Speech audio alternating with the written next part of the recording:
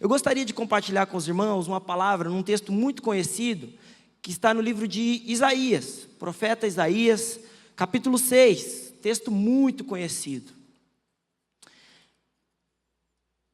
O chamado de Isaías, né?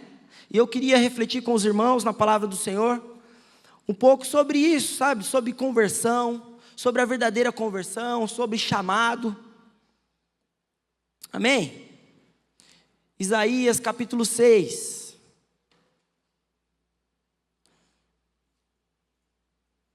Eu, quando era criança, a minha mãe ensinou eu a cantar uma música. Depois eu falei para ela, não tinha como ela negar eu ir, né, para missões. Porque a música era assim, ó. Papai do céu, eis-me aqui, tal qual a Isaías, envia-me a mim. Toca-me com a brasa do teu santo altar, pois teu evangelho eu quero pregar. Então ela fez eu cantar essa música, depois não tem como chorar, né? Dizer que não é para ir.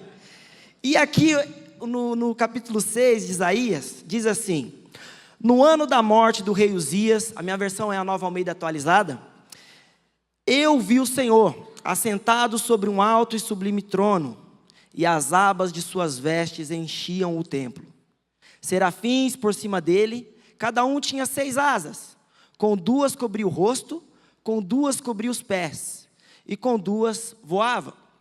E clamavam uns aos outros, dizendo: Santo, Santo, Santo é o Senhor dos exércitos. Toda a terra está cheia da sua glória. Os umbrais das portas se moveram com a voz do que clamava, e o templo se encheu de fumaça.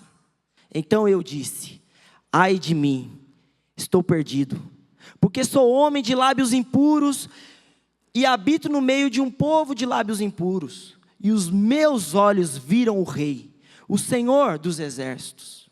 Então um dos serafins voou para mim, trazendo na mão uma brasa viva, que havia tirado do altar com uma pinça. Com a brasa tocou a minha boca e disse: eis que esta brasa tocou os teus lábios, a sua iniquidade foi tirada, e o seu pecado perdoado. Depois disto, ouvi a voz do Senhor que dizia: a quem enviarei? E quem há de ir por nós? Eu respondi: eis-me aqui, envia-me a mim. Amém? Meus irmãos, o livro de Isaías é um dos livros do Antigo Testamento mais citado no Novo Testamento, junto com Deuteronômio e o livro de Gênesis, né? O livro de Mateus mesmo tem muitas citações desse livro, né? Desse profeta. É um dos livros que fala sobre temas centrais da fé cristã. Esse livro você vai ver ele falando sobre um Deus criador de todas as coisas, vai falar sobre a morte expiatória do Messias, vai falar sobre a chegada do Espírito Santo, vai falar sobre novos céus e nova terra. Por alguns, o livro de Isaías também é chamado de o Evangelho do Antigo Testamento. E nesse capítulo 6, nós vemos aqui o chamado de Isaías, e o encontro que Isaías teve com a santidade do Senhor. E começa no versículo 1 falando, no ano da morte do rei Uzias, e eu queria pensar um pouco com os irmãos nessa situação aqui. No ano da morte do rei Uzias.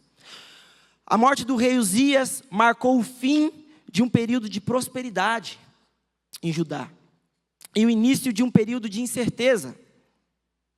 Uzias, ele foi um dos mais importantes reis do reino de Judá. Ele começou o seu reinado com 16 anos, e ele reinou por 52 anos em Jerusalém.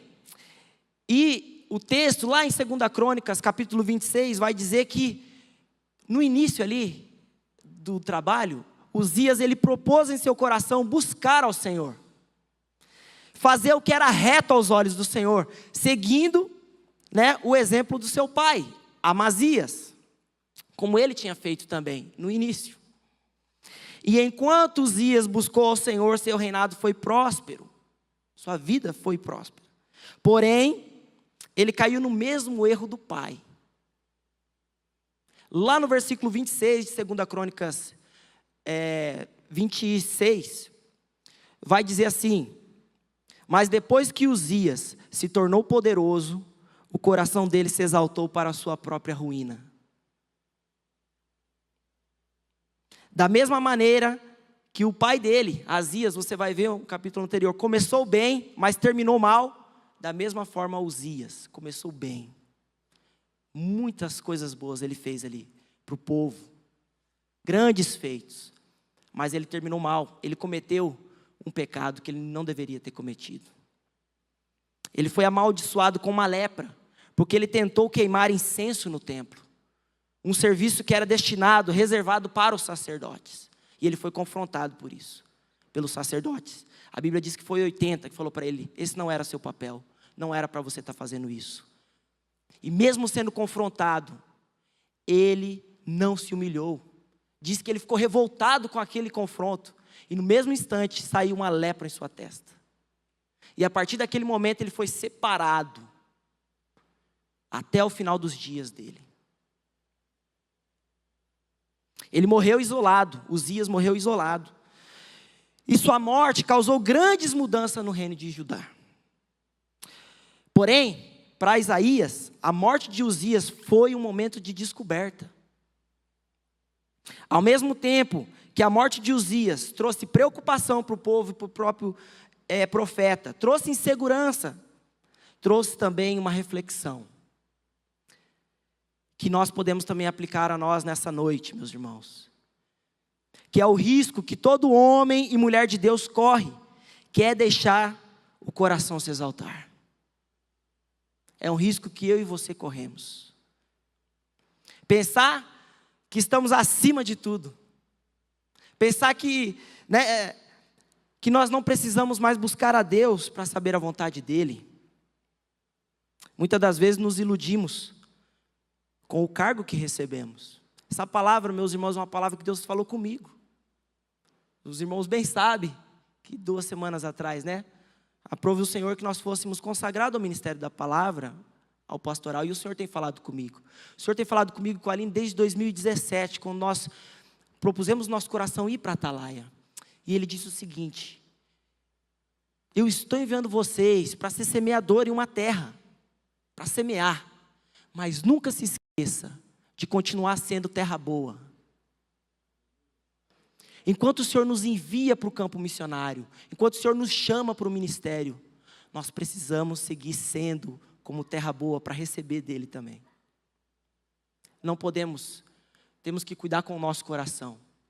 Muitas das vezes, um lugar, uma função, pode ser um grande risco para nós. E isso aconteceu com Uzias, com o passar do tempo. Ele achou que estava acima de tudo. Ele achou que poderia fazer o que ele quisesse. Quantos nós estamos vendo hoje? Começando bem e terminando mal.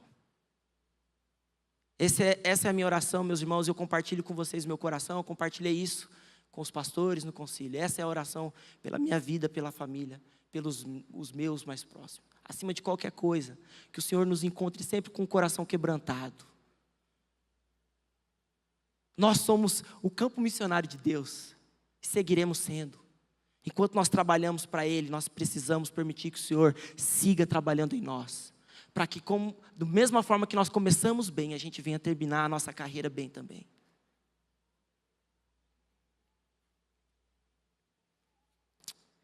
Uzias começou a querer fazer as coisas do jeito. E nós também, muitas das vezes, queremos assim também. Ao invés de buscar aquilo que do Senhor já foi revelado, Ele sabia que Ele não podia fazer aquilo. Quantas vezes nós sabemos o que temos que fazer e o que não temos que fazer. Mas muitas das vezes seguimos o nosso coração perdido, muitas das vezes, na arrogância religiosa. Muitas das vezes nós confundimos maturidade com autossuficiência. Nos achamos tão maduros e conhecedores das coisas do Senhor que acabamos caindo no erro de fazer o que o Senhor não mandou a gente fazer. Começamos a agir no automático. Meus irmãos, quantas vezes, e eu não tenho vergonha de dizer isso, eu trabalhando duro ali, carregando madeira, construindo, fazendo tantas coisas, e o meu tempo com Deus não ser um tempo de qualidade. Agir no automático. fazer as coisas no automático. Eu já conheço a palavra, eu já conheço as coisas, eu já sei. A pessoa está doente, eu tenho uma palavra, eu conheço um versículo que eu te dou uma palavra. A pessoa perdeu alguém, eu no automático, sem buscar a direção do Espírito Santo. Quantas vezes esse é um risco que nós corremos na caminhada cristã e nos achamos maduros. Eu sou maduro. E muitas das vezes nos perdemos nessa autossuficiência religiosa, arrogante, deixar o nosso coração exaltado. E meus irmãos, se nós permitirmos isso, é o início da nossa ruína e da nossa queda. Que o Senhor tenha misericórdia de nós e nos guarde. Durante esse momento que o povo e o profeta estavam vivendo de insegurança e de reflexão, né? O profeta Isaías, teve uma visão. No ano da morte do rei Uzias, eu vi. O que ele viu? Ele viu o Senhor. Ele teve um encontro com a santidade desse Deus. E são em momentos, meus irmãos, difíceis, de muitas das vezes de frustração, de insegurança que eles estavam vivendo com a morte desse rei. São em momentos difíceis, muitas das vezes, de instabilidade, que mais do que nunca precisamos ter uma visão como essa. Em momentos como esse, o povo estava vivendo, o profeta estava vivendo, de insegurança e instabilidade. Muitas das vezes, né, eu estava ouvindo um pregador falando assim, não lembro bem qual é o nome, né? Mas era uma frase que ele dizia, né, que nós nos achegamos a Deus através da oração, da palavra e do sofrimento. Os momentos onde nós mais estamos sensíveis, né? Os momentos de dificuldade, a hora que o calo aperta, a hora que a gente não sabe como vai pagar a fatura do cartão, né? Na hora de enfermidade. Puxa. Em momentos assim, meus irmãos, mais do que nunca, o que nós precisamos ter uma visão como essa que Isaías teve, a visão do Senhor. Ele viu o Senhor. Ele viu o Senhor. E essa visão gerou uma reação no profeta. A visão que ele teve foi essa, de serafins que estavam por cima, cada um tinha 6 asas, com 2 cobria o rosto, com 2 cobria os pés e com 2 voavam. E clamavam uns para os outros, dizendo, Santo, Santo, Santo é o Senhor dos exércitos. No momento que ele teve essa visão, no mesmo instante ele teve uma reação. Ai de mim, eu vou morrer, eu estou perdido. Ele teve uma reação onde ele conseguiu enxergar as suas misérias. Ele conseguiu enxergar a sua sujeira. Ai de mim, porque eu sou um homem de lábios impuros. Eu sou um boca suja. Eu habito no meio de um povo boca suja, lábios impuros. E eu vi o Senhor. Meus irmãos, essa é a única reação possível diante de um Deus santo. A única reação possível diante de um Deus santo é quando olhamos para nós mesmos e vemos o quanto nós somos sujos, o quanto nós precisamos do Senhor, o quanto nós somos podres, o quanto nós estamos perdidos. Quando temos esse encontro com a santidade do Senhor, nos deparamos com o grande e real problema que temos. Quando nós temos um encontro com a santidade do Senhor, meus irmãos, é inevitável que nós não tenhamos essa reação e nos deparamos com esse grande e real problema que não só remete a nós, mas toda a humanidade. A realidade da nossa separação desse Deus. Essa é a realidade do homem sem Deus. Essa separação, essa incapacidade de nos achegar a Ele por nós mesmos. Essa é a única reação possível diante da visão da santidade desse Deus.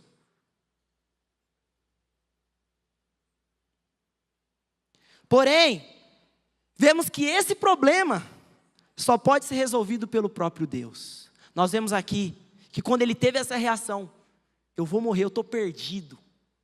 Não tem o que eu faça. O próprio Deus, o que ele faz? Versículo 6. Então um dos serafins voou para mim, trazendo na sua mão a brasa viva, que havia tirado do altar com uma pinça. Com a brasa tocou a minha boca e disse: eis que essa brasa tocou os seus lábios. Deus se moveu em direção de Isaías. Deus se moveu na nossa direção, enviando o Senhor Jesus, o único e suficiente Salvador, mediador entre nós e esse Deus santo. Somente através do sangue de Jesus Cristo, nós somos purificados de toda a iniquidade, de todo o pecado. E é isso que deve estar nos nossos lábios, é essa que deve ser a nossa pregação. Não há salvação, não há no ser humano capacidade moral, intelectual. Não existe nenhuma forma de se achegar até Deus, se não for através de Jesus Cristo e por aquilo que Ele realizou por nós. E esse, meus irmãos, é o fruto de uma verdadeira conversão. Uma pessoa verdadeiramente convertida é essa que consegue se enxergar, que é um nada. Miserável homem que sou. Essa é a verdadeira conversão. Quando o homem consegue se enxergar, falar, não tem para mais para onde eu ir. É aí que Deus age em nossa direção. É aí que Deus age em direção do homem, salvando, limpando e perdoando de todo o pecado, nos trazendo para perto dEle. Diante da verdadeira conversão, diante do verdadeiro arrependimento, que é o que nos leva a enxergar as nossas misérias, a nossa impotência, o Senhor se achega e nos purifica. O Senhor nos limpa e purifica de todo o pecado, o Senhor nos salva. Meus irmãos, e não acaba por aí. Quando nós conseguimos enxergar quem nós somos, a nossa necessidade de perdão, o Senhor, Ele vem em nossa direção. E Ele foi em direção ao profeta. Ele tirou, falou, olha, sua iniquidade acabou, seu pecado está perdoado. E aí, meus irmãos, vem um comissionamento, vem um propósito. Nós estamos falando nessa noite de chamado, conversão, pregação do Evangelho, propósito de vida. O Senhor vai até o profeta, realiza essa obra ali, de purificação. E aí, em seguida, Ele faz uma pergunta. O Senhor Deus, no versículo 8, diz assim: depois disso, o profeta diz: ouvi a voz do Senhor. Vamos parar aqui um pouquinho. Somente é possível ouvir a voz do Senhor, a direção daquilo que o Senhor quer que a gente faça, se de fato nós nascemos de novo, se de fato nós tivemos essa verdadeira conversão. O profeta, depois que aconteceu isso ali com ele, esse episódio, que foi tocado nos seus lábios, ele ouviu a voz de Deus, para aquilo que o Senhor tinha para a vida dele. Depois disso, ouvi a voz do Senhor que dizia: a quem enviarei? E quem há de ir por nós? O Senhor, da mesma maneira, meus irmãos, hoje nos faz essa pergunta. O Senhor te salvou, o Senhor te alcançou, o Senhor perdoou os seus pecados. O Senhor me perdoou, o Senhor me alcançou. E o Senhor tem um propósito para a sua vida, que é muito maior de simplesmente sobreviver nessa terra aqui. Fazer as coisas como é manifestar a glória dEle, é manifestar o amor dEle. Em Efésios diz que o Senhor preparou para nós as boas obras, para que a gente andasse nela.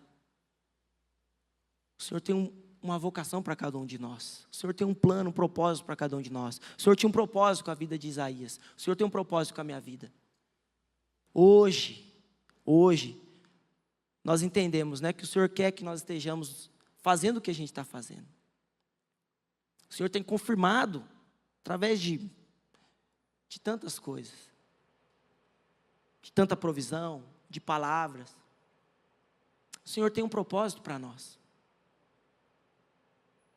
Os planos, eles mudam. Há uma diferença entre propósito e plano. O propósito, ele é eterno, ele vai se cumprir. Mas os planos, eles mudam. Um dia eu estive em outros lugares, hoje eu estou no Amazonas.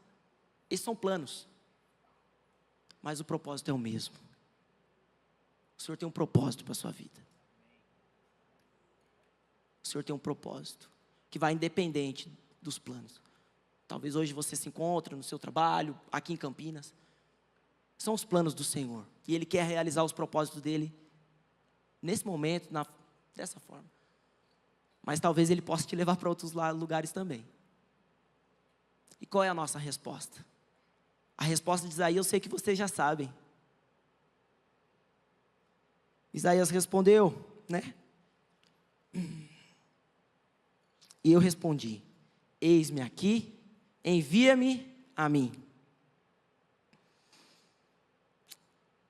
Meus irmãos, que nós possamos, nesse momento, refletir sobre nossa vida com Deus.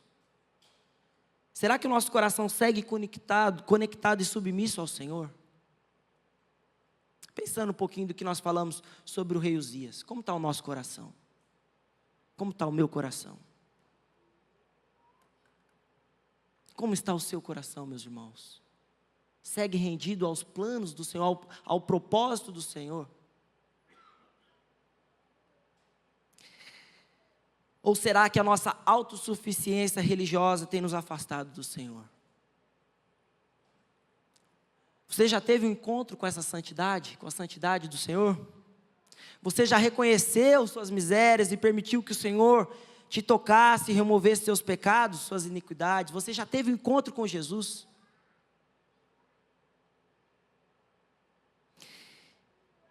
Eis que dos céus o Senhor segue fazendo a mesma pergunta que fez ao profeta, meus irmãos. A quem enviarei e quem há de ir por nós? Que o Senhor encontre em nós um coração quebrantado e nos nossos lábios a mesma resposta que ouviu de Isaías. Eis-me aqui, Senhor, envia-me a mim. Que o Senhor cumpra em mim o seu querer, que o Senhor cumpra em mim os seus propósitos.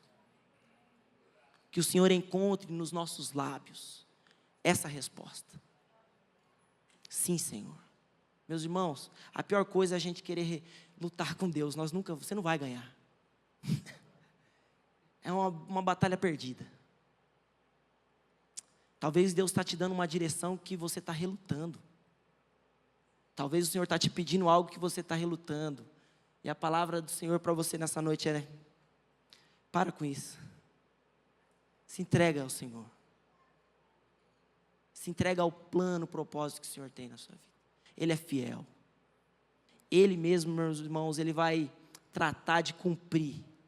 A parte dele é garantida. Eu te dou a certeza que Ele vai cumprir. Se é provisão, Ele vai prover. O que for preciso, Ele vai. Ele é fiel. O Senhor, Ele é fiel. Meus irmãos, esse ano nós vamos cumprir 18 anos em tempo integral. 18 anos. Ontem eu estava conversando eu não sou muito disso assim, né? De ficar relembrando os inícios, o começo, né? Eu não fico... Mas tem momento que é importante, né? A gente olhar no retrovisor. E eu lembro que quando eu saí de Cosmópolis, 17 anos, eu, claro, pedi a bênção dos meus pais, sentei com o pastor Carlos, meu pastor desde que eu me conheço, né? Eu até brinco, e lá eu chamo ele tio Carlos, né? E tive a bênção. Mas eu era um garoto de 17 anos. Acho que muitos ali, até eu mesmo, né? Pensava, logo eu volto. Logo eu volto. E, na verdade, era o que eu pensava, né? Eu queria só ir fazer um curso, ter uma experiência, eu precisava de algo novo, eu sabia que eu estava a ponto de me desviar daquilo que o Senhor tinha para mim, daquilo que eu recebi dos meus pais desde criança. Era um momento de adolescência também ali, né, desse meio. E eu decidi no meu coração que eu ia ir. E aí, alguns conhecem a minha história, eu queria ser jogador de futebol. E eu não via outra possibilidade, né? Quando meu pai e minha mãe era chamado na escola para puxar a orelha, falava, não esquenta a cabeça, eu não preciso estudar, eu vou ser jogador, né? Era assim. E eu lembro que eu senti no meu coração ali que o Senhor estava me chamando para algo, eu ainda não entendia bem o que era, né? E aquela inquietação no meu coração, e eu precisava fazer alguma coisa. Então eu cheguei nos meus pais e falei, olha, eu estou abandonando o futebol. Foi uma surpresa, né, para eles, para o meu pai. E eu falei, eu vou trabalhar e vou juntar um dinheiro para mim. quero ir para uma viagem missionária, eu quero ter experiências aí, alguma experiência. Eu estou cansado de ouvir, né? Eu lembro que eu falei, eu conheço o Deus do meu pai e da minha mãe, eu quero que esse Deus seja o meu Deus. Eu preciso ter as minhas experiências. Até aquele momento, eu servi o Deus do meu pai e da minha mãe. Eu falei, não, eu quero ter minha experiência. E eu lembro que eu fui trabalhar, eu comecei numa autopeça. Eu acho que na época o salário mínimo, o pastor estava falando aqui, mas na época o salário mínimo era 320. E o cara da autopeça queria que eu trabalhasse o mês todo por 50. Eu falei, não, aí também não dá, né? Eu queria juntar um dinheiro. E aí ele falou, não, rapaz, você fica aqui, eu vou te ensinar uma profissão. Eu falei, olha, para ensinar a profissão eu faço o Senai, né? Eu quero ganhar o dinheiro. Para aprender uma profissão. E aí eu fui trabalhar numa fábrica de saco de carvão, em Cosmópolis. Fui trabalhar para fazer saco. Então, na época eu estava no ensino médio, eu estudava de manhã, e eu entrava 1h da tarde, eu saía 11 horas da noite, mãe? 11 horas da noite. E minha mãe, né, o meu pai ali, e eu tinha uma caixinha de isopor, e eu guardei todo o dinheirinho. Minha mãe e meu pai achavam até estranho, que eu não comia nem um cachorro quente. E eu guardei todo aquele dinheirinho, né? E aí, depois de 1 ano e pouco, eu falei, chegou o momento. E ainda eu era de menor, e eu ia para uma viagem missionária para o Chile, com o Gerson e um outro amigo, na época ainda. E nós íamos servir uma igreja batista numa cidade no Chile, primeira experiência, imagina, né, Cosmópolis, bem caipira, né, nunca tinha ido, nem São Paulo, Malemar conhecia Campinas, fazia o trajeto, só ia ali para o Careca, onde eu treinei, né, era o que eu... E aí nós íamos para o Chile, né, tudo, coloquei o dinheiro na conta, o pai foi lá, ajudou eu a tirar, fazer o... né, fez uma autorização, né, o Gerson ficou responsável por mim, que eu era de menor, uma viagem internacional de ônibus, 3 dias de ônibus, na cordilheira, aquela coisa, né, e eu fui para essa viagem, e aí eu tinha tudo planejadinho, né, tinha o meu dinheiro, estava na conta, tudo certinho, eu ia ir lá, ia servir a igreja, acho que por 1 mês ali, na igreja, e numa cidade, lá Florida é o nome do bairro, e depois eu ia voltar para Curitiba e fazer um curso. E lá, Deus falou comigo, e chegou um momento que aí éramos para voltar para o Brasil, e só eu tinha o dinheiro, né? E os outros que estavam comigo não tinham, e Deus falou para mim assim, você vai pegar o que você tem, você vai dividir com todo mundo, por igual. Foi a primeira experiência que eu tive, assim, de depender de Deus, né? Falei, aí chamei o Gerson, né? Olha, Deus está falando isso comigo. E aí, dividi, rapaz, e cadê o dinheiro para voltar embora? Aí começou, o pastor lá falou, não, Fabrício, fica aqui no Chile mesmo, né? Estuda aqui, trabalha na igreja. E eu falei, eu acho que é isso que Deus tem para mim, né? Acho que é isso que Deus tem, vou ficar por aqui mesmo, vou tentar falar com a mãe, naquela época não tinha WhatsApp, não tinha essas coisas, né? Era locutório. Ia no locutório, mãe, tá tudo bem, ó, tô tudo bem, eu tô vivo, tá, tchau, beijo, te amo. Já era, né? Já ia R$20, gastava, já em 2 minutos falando. E aí eu lembro que eu fiquei nessa situação. E aí o pessoal me ligando, Fabrício, você precisa vir, porque vai começar a sua escola, você vai perder sua vaga. E ali Deus trabalhando comigo. Chegou no último dia, era o último dia que eu tinha para saber se eu ia ir mesmo ou não, porque até pelo intervalo de tempo. E naquela época o cartão não tinha como você acessar a conta para ver quanto que tinha, né?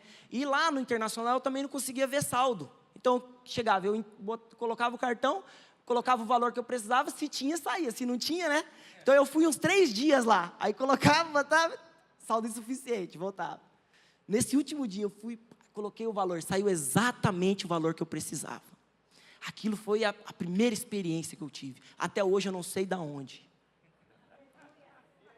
E assim, meus irmãos, é muitas histórias para contar. Muitas histórias. Outra vez no Acre, eu nem sei porque eu estou falando isso, mas Deus tem um propósito. Outra vez eu no Acre, nós fizemos a viagem, já tinha experimentado tanto provisão de Deus. Eu não tinha dinheiro para a escola, o Senhor levantou pessoas, pagaram a minha escola. E, enfim, eu no Acre também, 3 dias de ônibus também. A gente comprou um bolo de macaxeira, aqui é mandioca, né? Macaxeira, mandioca. E viemos comendo aquele bolo. No segundo dia, o bolo já estava tudo embolorado, não dava para comer mais, né? E eu saí aí eu falei, não, eu não vou comer isso, que isso aí vai dar uma intoxicação, a gente vai acabar no hospital. Vamos parar, né? E eu lembro que eu saí de canto assim e orei. Foi uma oração muito sincera. Falei, Senhor, o Senhor já fez tanto. Eu já tinha experimentado tantas provisões até aquele momento ali. E não é justo eu querer cobrar algo de ti, né? Amém. E eu estava assim, aquele primeiro amor, né? Eu achava que ia acontecer comigo o que aconteceu com Paulo, né? Eu estava lendo o livro, não sei quantos já leram aqui, O Homem do Céu. Alguém já leu? Do chinês. Apanhou mais do que, né? Sofreu mais que... E eu falava, rapaz, então eu estava naquilo, vou sofrer pelo evangelho, né? Fervoroso ali. E eu saí de canto. E aí eu senti uma mão me tocando. Eu olhei, era uma senhora. Aquela senhora me deu R$5. Deu para comprar a tubaína, 3 salgados para comer. Deus mostrando. Falou, filho, eu senti de te dar esse dinheiro aqui. Meus irmãos, e a experiência foi indo. E a gente vê Deus nos preparando para um propósito maior.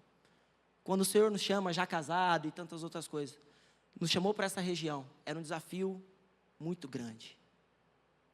Mas a gente tinha uma caminhada. Mas mesmo assim é como se fosse a primeira vez, né? E a gente é tão... talvez eu seja mais que todo mundo aqui. Como eu sou... Tantas experiências e às vezes a gente segue incrédulo muitas das vezes. Já vivemos tantas coisas e às vezes a gente diante do desafio, a gente fica com aquela mesma insegurança. Meus irmãos, o que a gente tem vivido em Atalaia é um milagre de provisão, de sustento, de cuidado. Quando nós oramos para ir para lá, Deus nos deu uma palavra, aquela palavra que quando Moisés separa os 12 espias, 12, quantos que voltam falando bem da terra? Hã? Josué e Caleb. O resto falava o quê? Não dá, a gente vai morrer. Essa terra é difícil. Foi a palavra que Deus deu para a gente. E meus irmãos, e começou a aparecer gente. Rapaz, sua mulher vai entrar em depressão lá. Não, lá foi muitos missionários, e isso, e aquilo, e isso. Não dá, é perseguição. E Deus falou, vocês precisam olhar para aquela terra como Josué e Caleb olhou. Pelos olhos da fé. Eu falei, Senhor, então alinha meu coração, porque eu já estou tremendo nas bases. E assim tem sido, meus irmãos. O Senhor tem nos sustentado. O Senhor tem um propósito. E eu contei essa história para dizer, o Senhor, Ele é fiel e Ele cumpre. E na medida que nós trabalhamos para Ele, Ele segue trabalhando em nós. Essas experiências é Ele trabalhando na minha vida. Ele trabalhando na sua vida. Para aquilo que Ele tem para realizar. Que Ele encontre em nós sempre um coração disposto. E nos nossos lábios, uma palavra sempre obediente. Que nós não venhamos ser guiados, meus irmãos, pelos nossos desejos, pelos nossos impulsos e também pelas nossas experiências. Muitas das vezes a experiência é o nosso principal adversário. Porque a gente quer se escorar nele. Provérbios diz, né? Para não se apoiar no próprio entendimento, no próprio entendimento, conhecimento. Muitas das vezes a experiência nos limita de seguir experimentando e vivendo coisas novas com o Senhor. E dependendo dEle, e aprendendo e crescendo a cada dia na graça. Amém?